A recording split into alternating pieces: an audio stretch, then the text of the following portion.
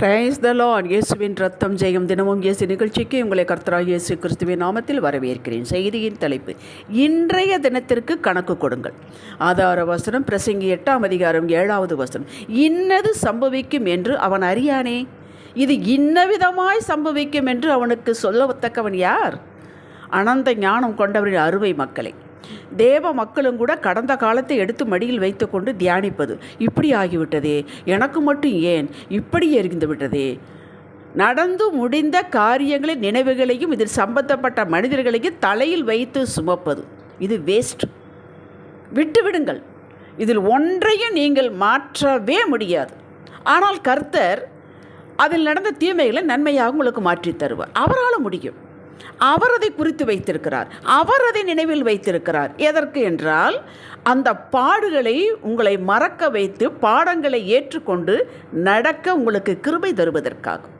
அடுத்து, யாரெல்லாம் தம் பிள்ளைகளை வேதனைப்படுத்தினார்களோ, கேட்பதற்கு யாரும் இல்லை என்று துணிச்சலாக பேசினார்களோ, நடத்தினார்களோ, செயல்பட்டார்களோ, அவமானப்படுத்தினார்களோ, நிந்தைப்படுத்தினார்களோ, குறுக்கிட்டார்களோ, வெற்றிக்கு நடக்க முடியாமல் குறுக்கி நின்றார்களோ, அவர்களுக்கு உங்களை தொட்டால், இடரல் உண்டாக்கினால் என்ன நடக்கும்? நீங்கள் யாருடைய மறைவில் இருக்கிறீர்கள், யாருடைய உறவு, யாருடைய சொந்தம், யாருடைய உரிமை சொத்து என்பதை காட்டுவதற்காக அவர் உங்களது கடந்த கால விவரங்களை நினைவில் வைத்துள்ளார். இது நியாயமானது. நீங்கள் வைத்து என்ன பண்ண போகிறீர்கள்? நீங்கள் எதற்காக நினைவில் வைத்துள்ளீர்கள்? பழி வாங்குதலும் பதில் செய்தலும் எனக்குரியது என்றார். உங்களுக்கு இதில் ஒரு காரியமும் இல்லை. ஆகவே கடந்ததை விட்டுவிடுங்கள். பாடங்களை எடுத்துக்கொள்ளுங்கள். வருங்காலத்தை குறித்த பயம் வேண்டாம். அதை முழுவதும் இழுத்து வைத்து கொண்டு பயப்படுவது, புலம்புவது, இது முற்றிலும் தவறு. இனியெல்லாம் வேலையே கிடைக்காது, இனியெல்லாம் திருமணம் செய்ய ரொம்ப கஷ்டம், திருமண வாழ்வெல்லாம் உண்மையாக, இதெல்லாம் தேவையில்லை. யாருக்கோ இல்லாமல் போகட்டும், உங்களுக்கு நல்லதாக அமையும். இந்த இரண்டையும் செய்வதால் கையில் இருக்க நிகழ்காலத்தை விட்டுவிடுகிறோம். நாளை தினத்தை குறித்து பெருமை பாராட்டாதே. ஒரு நாள் பிறப்பிப்பதை அறியாயே என்கிறது வேதம். அறியாத ஒன்றை, புரியாத ஒன்றை, இன்னும் வெளிப்படாத ஒன்றை குறித்து எதற்கு பயப்படுகிறீர்கள்? எதிர்காலத்தை குறித்த ஜாக்கிரதை வேண்டும். இது கடந்த காலம் நமக்கு கற்றுக் கொடுக்கிறது, அவ்வளவுதான். இத்தோடு நிறுத்தி கொள்ள வேண்டும். 3 காலங்களுக்குள் நடக்கிற ஒருவர் உயிரோடு இருக்கிறார். அது அவரது கவலை பாடு. நம்மை பார்த்து என்ன சொல்கிறார்? பயப்படாதே, வருங்காலத்தை குறித்து கவலைப்படாதே, நான் நாளை பிறக்கும் போதே, அதை நீ சந்திக்கும் போதே நான் தானே அங்கே நிற்கிறேன், அந்த இடத்தில் இருக்கிறேன் என்கிறார். எவ்வளோ பெரிய கேரண்டி கொடுக்கிறார். மரண பரியந்தம் உடைய நான் நடத்துவேன். சொல்லுவது யாருங்க? பக்கத்து வீட்டுக்காரங்களா? வானத்தையும் பூமியும் படைத்தவர், சகலத்தையும் படைத்தவர், உங்களை உண்டாக்கினவர், உருவாக்கி வருகிறவர். ஏந்துவேன், சுமப்பேன், தப்பு வைப்பேன், உயர்ந்த அடக்கலத்தில் வைப்பேன், போஷிப்பேன், பாதுகாப்பேன் என்கிறார். காலத்தை கையில் வைத்திருப்பவர். சங்கீதம் 31:15. காலத்தையும் சமயத்தை மாற்றுகிறவர். ராஜாக்களை தள்ளி ராஜாக்களை ஏற்படுத்துகிறவர் உங்களை பார்த்து சொல்லுகிறார். ஆதியாகமம் 3ஆம் அதிகாரம் 6வது வசனத்தில், தேவன் தொட வேண்டாம், புசிக்க வேண்டாம் என்று தடுத்து வைத்திருந்ததை ஆதாம் ஏவாள் புசித்தார்கள். ஏதேன் தோட்டத்தில் அதுதான் அவர்கள் கடைசி பைட் சாப்பாடு. அவர்களுக்கு தெரியுமா? ஏதேன் தோட்டத்தை விட்டு இன்று துரத்தி விடப்படுவோம் என்பது அவர்களுக்கு தெரியுமா? தெரியாது. ஆனால் தேவ கட்டளைக்கு கீழ்ப்படிந்திருந்தால் இதை தவிர்த்திருக்கலாமே. இது தெரிந்திருக்கிறதே. ஆண்டவர் வேண்டாம் என்று சொன்னதை செய்து விட்டார்களே. நாளைக்கு என்ன நடக்கும், எப்படி நடக்கும் என்பது நமக்கு தெரியாது. தெரியாமலே இருக்கட்டும்.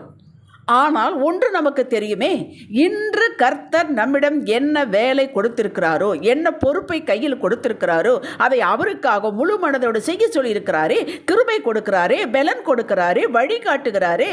அதை நாம் கருத்தோடும் விழிப்போடு செய்யலாமே. இன்று என் சமூகத்தில் அமர்ந்து என்னை தேடு, கண்டடைவாய் என்கிற எதை கண்டடைவோம்? நாளைய தினத்தை குறித்த, எதிர்காலத்தை குறித்த எச்சரிப்பு. இது நாம் கேட்டு உணர்ந்து செயல்படலாமே. கையில் இன்றைய நாள் இருக்கிறது. இதை நீங்கள் எப்படி செலவழிக்கிறீர்களோ அதுதான் நாளைய தினத்தை, எதிர்காலத்தை நிர்ணயிக்கும். கெத்செமனே தோட்டத்தில் இயேசு, எனக்காக 1 மணி நேரம் விழித்திருந்து செபியுங்கள் என்றார். அடுத்து என்ன நடக்கும் என்று அவருக்கு தெரியும், சீஷர்களுக்கு தெரியாது. மத்தேயு 26ஆம் அதிகாரம் 36-46 வரை வாசித்து பாருங்கள். மானுட வாழ்வில் ஒப்பற்ற நேரம். எப்போதும் போய் அங்கே ஜெபிக்கிறார்கள், வழக்கம் உண்டு. ஆனால் அதுதான் அன்று கடைசி நாள். ஆண்டவரோடு ஜெபிப்பது அது கடைசி நாள் என்பது அவர்களுக்கு தெரியாதே. அந்த அருமை தெரியவில்லையே. தூங்கி விட்டார்களே. ஐயோ, நினைத்தாலே வேதனையாக இருக்கிறது. என் தேவனோடு இருந்து தேவனுக்காக 1 மணி நேரம் ஜெபிக்க முடியவில்லையே, கோட்டை விட்டு விட்டார்கள். அதுதான் இயேசுவோடு இணைந்து ஜெபித்திருக்க வேண்டிய கடைசி ஜெபம். தூங்கி விட்டார்களே. மக்களே, இன்றே செய்ய வேண்டிய காரியத்தை இன்றே செய்யுங்கள். இன்றே மன்னிக்க வேண்டியவர்களை மன்னித்து விடுங்கள். கூப்பிட்டு பேசுகிறவர்களை பேசிவிடுங்கள். ஜெப நேரத்தை தள்ளி போடாதீர்கள். நாளை என்பது நாளை அப்புறம் வேண்டாம். அது கிடைக்காவிட்டால் என்ன செய்வது? ஒருவர் என்னோட எப்படி சொன்னார், எங்கூட ஒருவர் பேசினார், எப்போதும் பேசுவார். சரி, அப்புறம் கூப்பிட்டு பேசலாம் என்று விட்டேன், மறந்து விட்டேன். 2 நாள் கழித்து பார்த்தால் அவர் இறந்து விட்டார் என்று. எவ்வளோ வேதனை பாருங்க. கடைசியாக அவர் கூப்பிட்டுருக்கார், பேச முடியலையே. அப்புறம் பேசலாம் விட்டுருக்காங்க.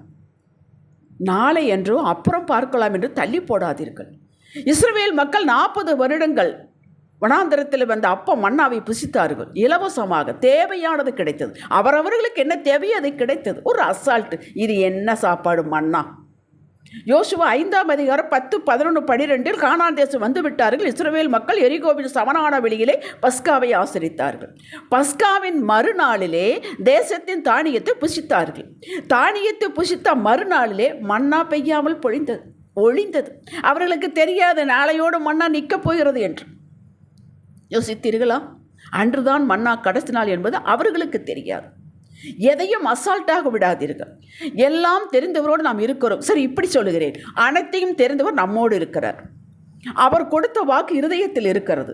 நாளைய தினத்தை குறித்த நம்பிக்கை இந்த வாக்கு நமக்கு கொடுக்கிறது. இன்றைய நாள் கையில் இருக்கிறது. புது கிருபை நம்மேல் இருக்கிறது. ஆவியானவர் உதவி பெற்று இன்றைய தினத்தில் செய்ய வேண்டியது உங்கள் கையில் கிடைத்தது. முழு பலத்தோடு செய்து முடியுங்கள்.